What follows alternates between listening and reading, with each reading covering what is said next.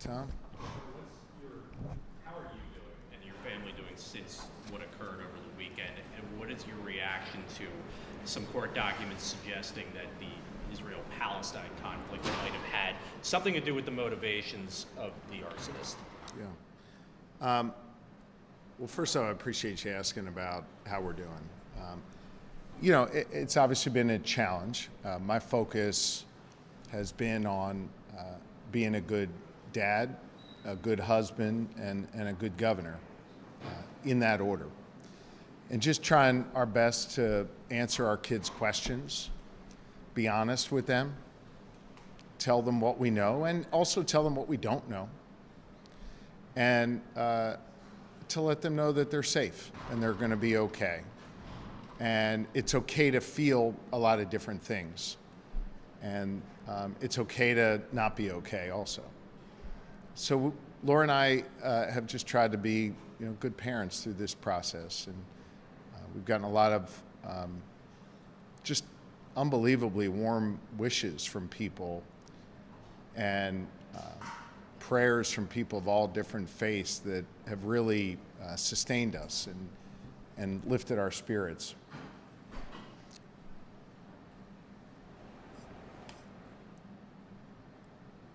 So much of the work that I do every day, so much of the news that you all cover, sadly is bad news, right?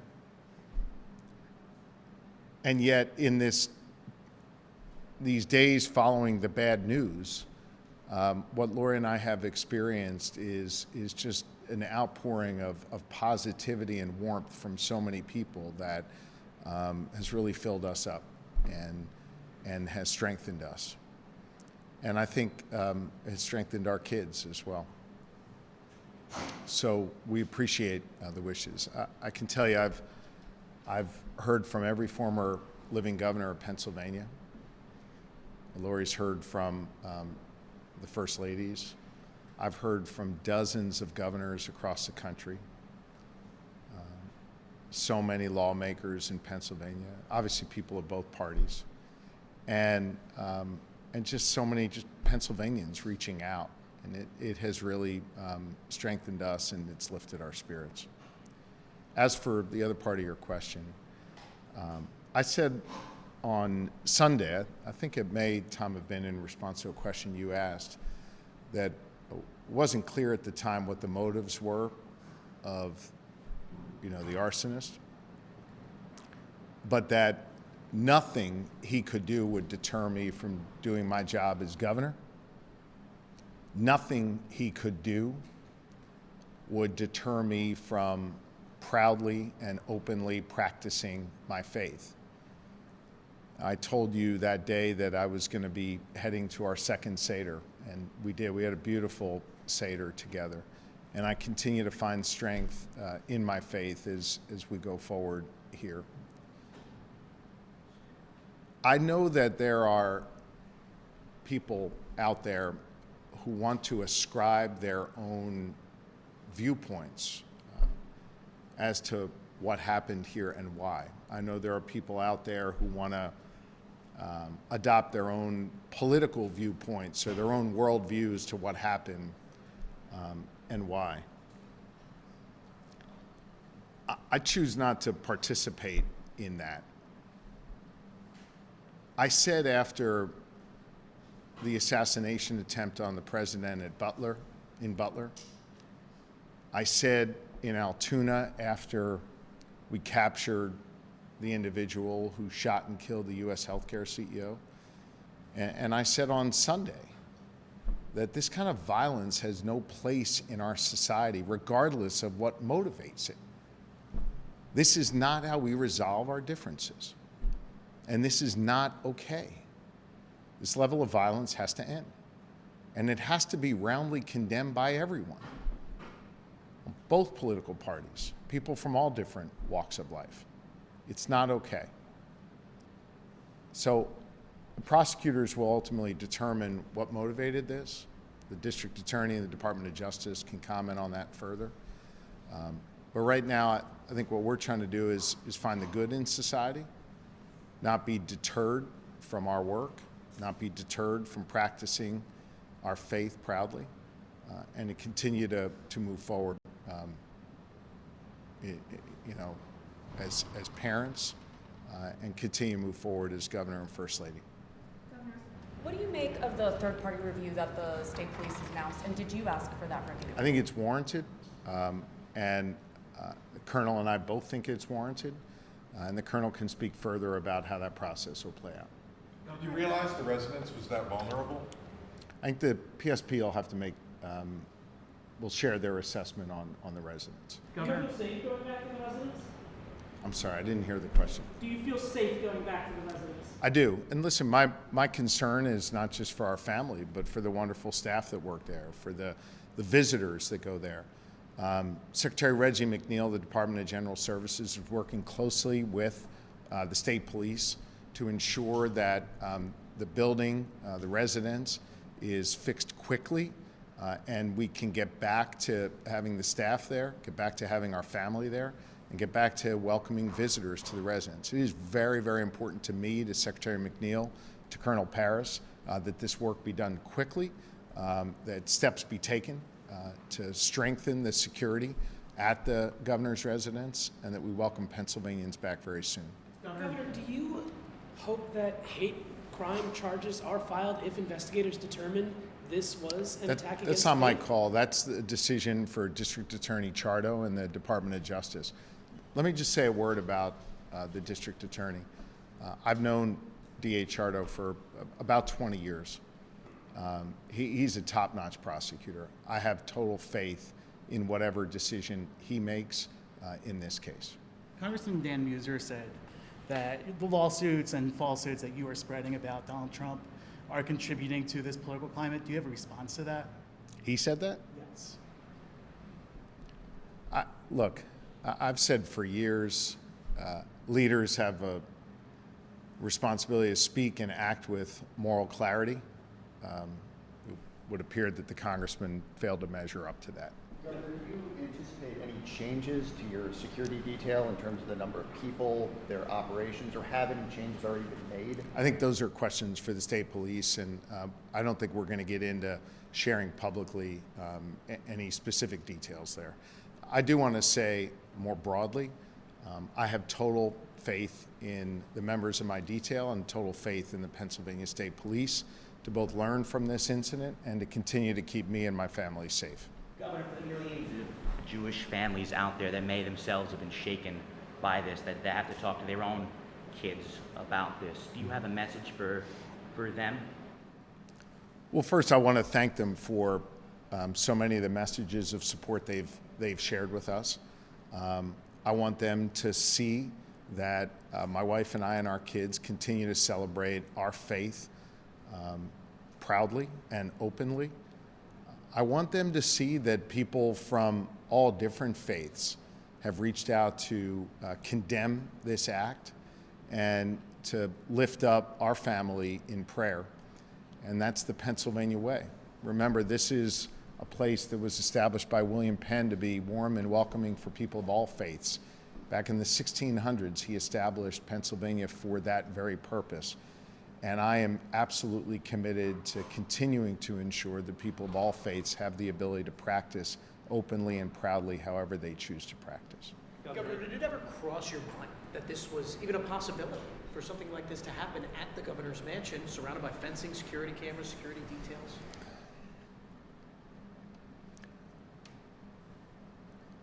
When you're in a position like this,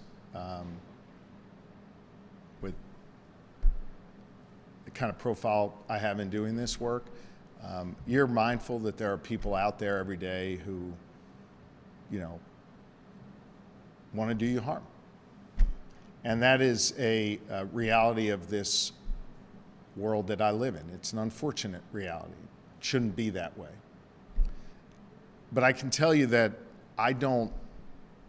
while I'm mindful of that, I don't really spend any time thinking about any kind of specific ways that might manifest itself. In part because you can't be paralyzed by fear, and in part because I've got confidence that the state police will keep me and my family safe. And that's just how I try and go about my work and my business every day. I've got a lot of work to do for 13 million people. I'm honored to do this work, and I'm not going to be captive to fear, and I'm not going to be captive to worry, and I'm not going to think through those scenarios that others might be contemplating to do us harm. I'm just going to go about my work every single day. No matter what. Cody Balmer's family tried getting him help in the days leading up to the arson, and they said that they couldn't get help. Police also confirmed that he didn't meet the threshold. Do you think anything needs to change in how mental health calls are handled? I don't know about the specifics regarding him. I think that's more of a question for the prosecutors. However security might change, if it changes at all, my question to you is, do you still want that governor's residence to be a place where public can visit, where events can be held? Some people are wondering if things are going to change to the point where people won't be there anymore. Tom, it is critically important to me that the residence be a place that is comfortable and safe for me and my family, for our staff, and for visitors all across Pennsylvania who come there. We're going to continue to have the house open to celebrate Halloween and Christmas and many other things. We're going to continue to have a lecture series quarterly, as Lori and I began a couple years ago. We're going to continue to welcome lawmakers and guests, and we're going to try and do that very, very quickly. One of the things I said to Secretary McNeil that next day was that it was important to not only get the place cleaned up and repaired quickly, it was important to me to get people back into the residence quickly, to get visitors to come back, and to make sure that the building continues to be a place where people from all different walks of life are comfortable gathering. As it stands today, do you know when that might happen? I'll get both. Okay. As it stands today, do you know about when that might happen? I think Secretary McNeil is working very, very quickly, and he'll be happy to give you an update on that. Manuel can arrange for him to walk through with all of you the timeline for that, but it's moving quickly. And did you all lose any family possessions in this fire, by the way? I don't know. We had several. That's a good question, Mark. We did have several religious items that we were using for our Seder that were from our personal collection. I know a lot was damaged there. I don't know specifically what, and I don't know if our Seder plates or any of our other materials were damaged, melted, destroyed in the fire. Can let you know that. They were in that room. They were. We were using them during our Seder. So we brought Seder plates and other ritual items from our home, from our personal home there, to celebrate with family and the community that we had invited to the Seder there that evening. I think Ford had a question. It's similar to what Mark was asking. First of all, we're glad you're here having the press conference. We appreciate the one right after the incident. Thank you. The room where the fires occurred, there's heavy damage inside. I've been told were some valuable artifacts from elsewhere in the state, artwork, what have you. Yeah. Was there a fire suppression system in any part of the mansion, and what things were lost in that room that you know about? Yeah, I think, I'm trying to very forthrightly answer all of your questions. I don't have an inventory of specifically what was lost. That's why I struggled to answer Mark's question. We are happy to provide that to you. In the state dining room and the state dining room reception room and the state dining room welcome area, there were many artifacts, many pieces that were on loan from the State Museum. I don't know what's been destroyed. That next morning, Secretary McNeil arranged to have the head of the Pennsylvania Historical Museum Commission to the residence to do that assessment and to make sure that any items that could be salvaged would be. And we're happy to give you a full accounting of that, Ford. Governor, the Harrisburg fire chief said yesterday that he and Brian and I encountered your family, and he was hoping that encounter would help you see how important fire services are and perhaps for funding. If not that, this very personal experience that happened to you, is that going to change any of your policies or something you saw that, wow, maybe I need to focus on that, or has that changed your views in any way? No. If you go back and, well, first off, let me take a step back. I want to answer your question sort of sequentially.